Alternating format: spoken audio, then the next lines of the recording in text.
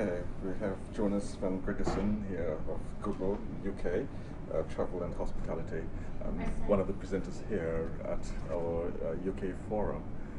You've done some research and you're presenting on how a consumer is finding you. So you've done quite some research relevant to the Caribbean. What are you finding out? So I'm here today to talk about, and thank you for having me first of all, come here today.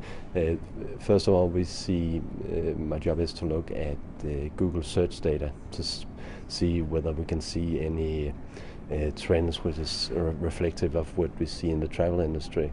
And then as well, secondly, we look at how we can interpret consumer behavior based on the search query data we got access to. In terms of the Caribbean, in general, we see across Europe that the interest for international travel is growing. It's actually leading growth in terms of query volume overall in general across Europe.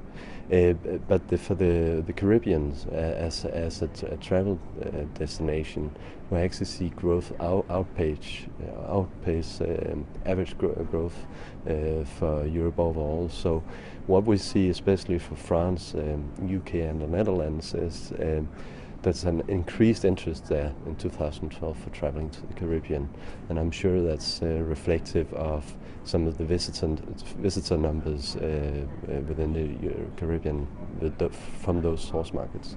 So you drew this conclusion based on what number of searches that people make for Caribbean countries? So I'm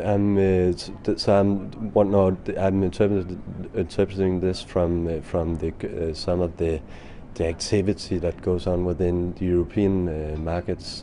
So we see more queries or searches on Google's web properties related to Caribbean holidays, and in some cases we see that as predicative of an increased travel activity as well to the Caribbean.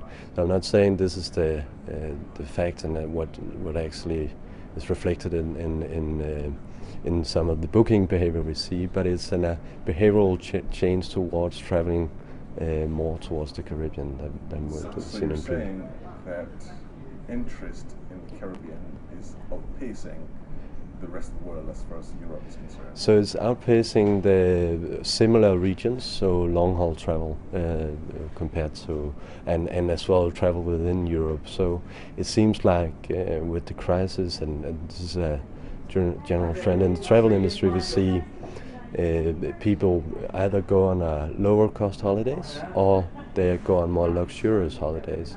So in between that, in between segment there is where we see the impact from the crisis. So, but we see a tendency to go on longer haul travel more in the past few years than we've seen in previous years. I'm not knowledgeable enough to see whether that's reflective of the actual sales numbers, but based on query data, that's how we interpret it. Is that surprising to you? It's not. It's surprising. Nobody knew how the crisis and the double dip and would affect travel behavior among Europeans. We've seen a staycation phenomena in Europe. People prefer to stay in their own country, spend less on travel in the past few years. But it seems as well that at some point we got used to the media coverage of currency fluctuations and debt crisis, and we want to go on holidays anyways, especially like here in London, where we had a very rainy summer, especially June. We saw people wanted to leave the British shores and go south, either to southern Europe or the Caribbean increasingly. Thank you very much. You're welcome.